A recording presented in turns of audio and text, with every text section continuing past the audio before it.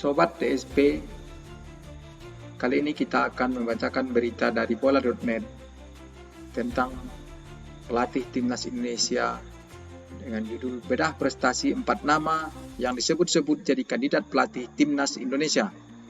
Timur Kapase atau Akira Nishihino yang cocok. Azad Arifin diperbarui 22 Oktober.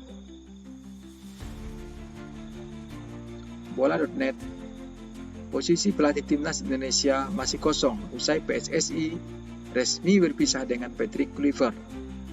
Keputusan itu diambil setelah skuad Garuda gagal lolos ke Piala Dunia 2026. PSSI masih belum menentukan sikap mengenai pengganti Patrick di timnas Indonesia. Namun beberapa nama terus muncul dengan pengalaman luas di level internasional, seperti Sintayong, Timur Kapase, Prang de Boer, dan Akira Nishihino. Nama Prang de Boer dan Akira Nishihino belum pernah kita bahas di channel ini.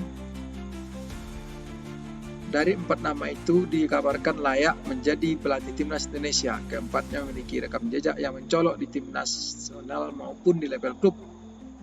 Berikut bola.net merangkup rekam prestasi dari 4 sosok itu. Masing-masing memiliki latar dan pencapaian yang berbeda, namun sama-sama berpengalaman memimpin tim di turnamen besar.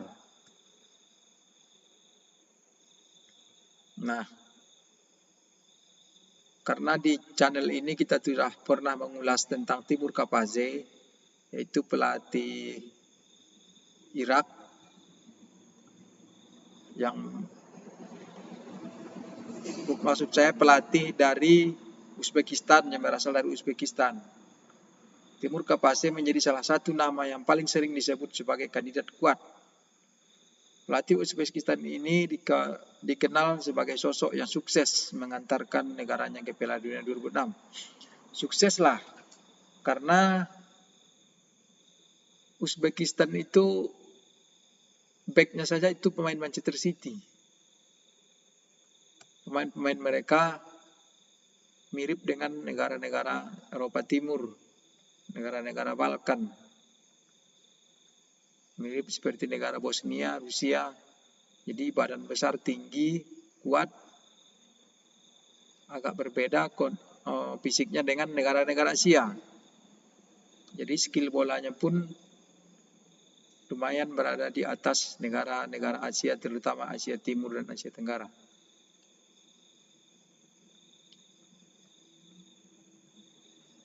Kapase dipercaya menangani timnas Uzbekistan pada Januari 2025 setelah Sterko Katanek mengundurkan diri. Ia langsung membawa timnya tak terkalahkan dalam 4 laga terakhir kualifikasi dengan 2 kemenangan dan 2 hasil imbang.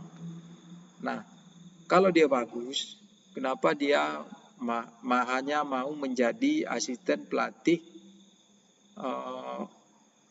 dan menangani U23?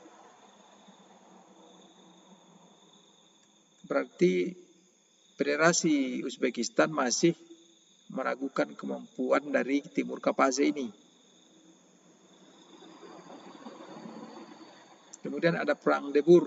Nah, ini yang perlu kita bahas karena ini juga pelatih dari Belanda.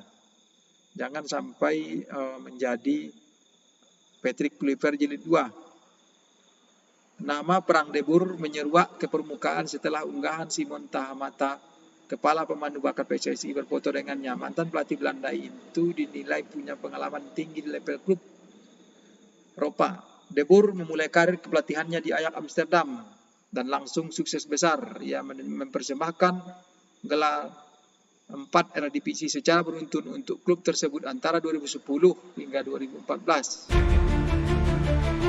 Sebentar kita mulai ya guys.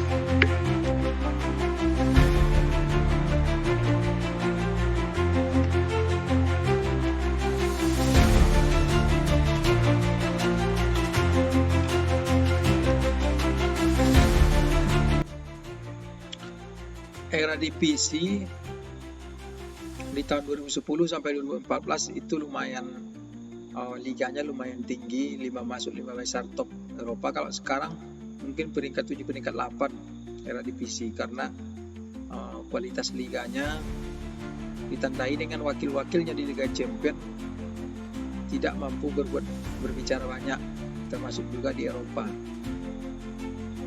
Kesuksesan di Belanda membuatnya dilirik Inter Milan yang kemudian menunjuknya sebagai pelatih pada awal 2016-2017. Namun perjalanan singkat itu berakhir setelah ia dipecat usai hanya meraih 5 kemenangan dari 14 laga. Ini juga jadi harus catatan. Tapi memang ada sosok pelatih ini memang tidak cocok menangani klub, tetapi bagus menangani tim nasional. Banyak juga pelatih seperti itu.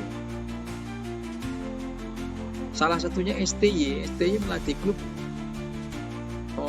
lumayan tidak menonjol, tetapi menangani timnas, baik itu Korea Selatan maupun timnas Indonesia, apalagi di kelompok umur, prestasinya mentereng sama dengan Luis Milla.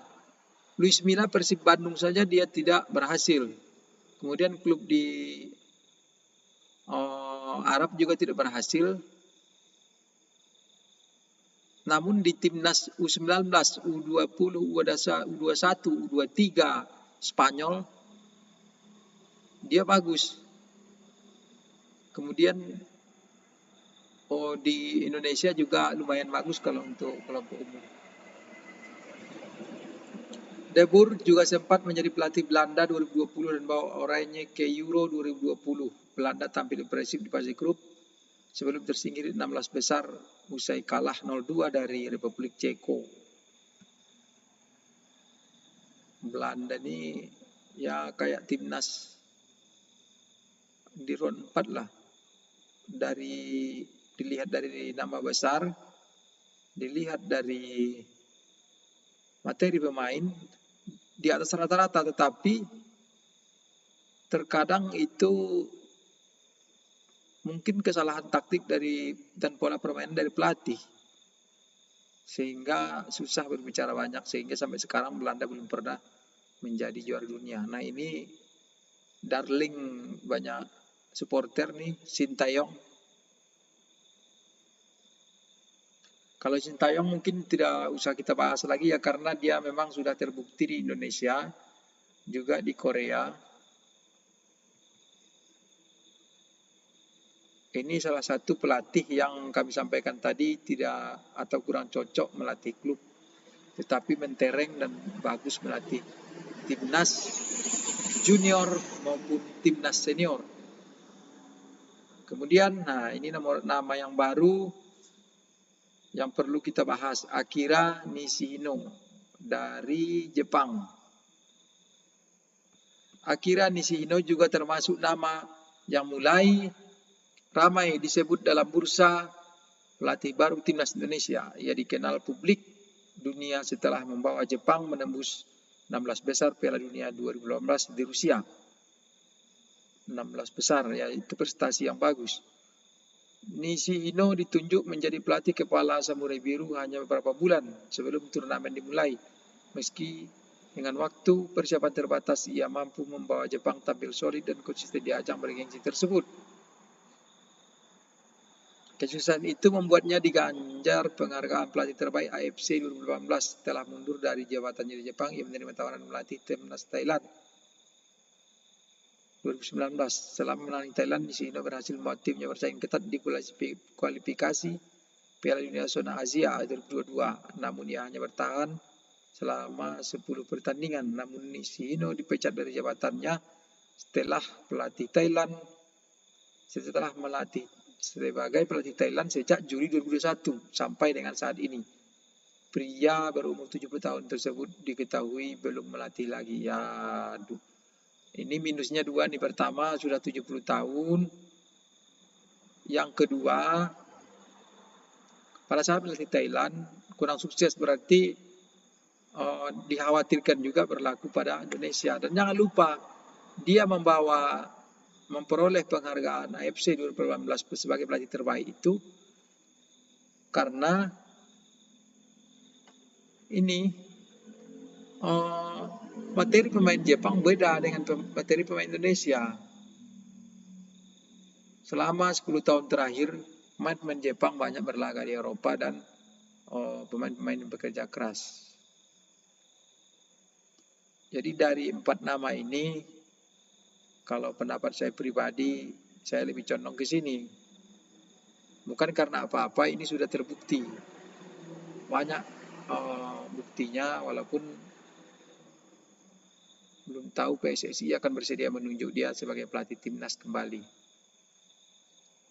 Tapi masyarakat Indonesia masih berharap banyak agar dia bisa ditunjuk kembali melatih timnas. Sudah terbukti sinkronnya permainan dari U17, U16, U19, U20, U23 hingga ke senior. Waktu timnas di Rontri itu 3-4-3 semua. Gaya mainnya sama. Itulah sekarang yang diterapkan oleh pelatih timnas U17. Nova Arianto itu adalah murid terbaik dari Sintayong. Kenapa Nova Arianto ogah menggunakan 4-3-3 atau 4-2-3-1? Karena memang dia merasa bahwa disitulah pakemnya permainan Indonesia agar bisa menghadapi tim-tim kuat yang berada di atas kita kualitasnya. Apalagi Nova Arianto waktu menjadi pemain dia adalah seorang back. Jadi dia lebih memahami pertahanan. Dia menganggap bahwa pertahanan 3-4-3 lebih seimbang antara serangan dan pertahanan.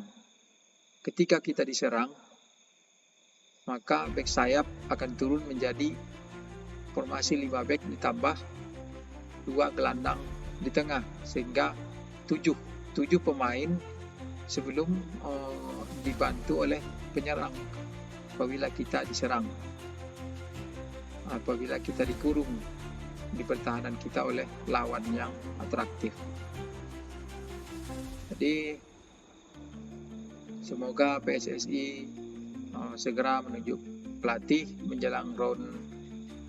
menjelang FIFA Matchday November. Hanya tinggal beberapa hari lagi. Semoga siapapun yang tunjuk PSSI, kita selaku supporter tetap mempercayainya dan tidak membanding-bandingkannya dengan pelatih yang lalu. Apabila progresnya kelihatan, tapi mohon maaf kalau progresnya tidak kelihatan, maka itulah tugas kita selaku pecinta tim nasional agar terjadi perubahan untuk lebih baik lagi, agar bisa berbicara banyak nanti di Piala Asia dan kualifikasi Piala Dunia 2030. Bravo DSP. Terima kasih atas perhatian. Assalamualaikum warahmatullahi wabarakatuh.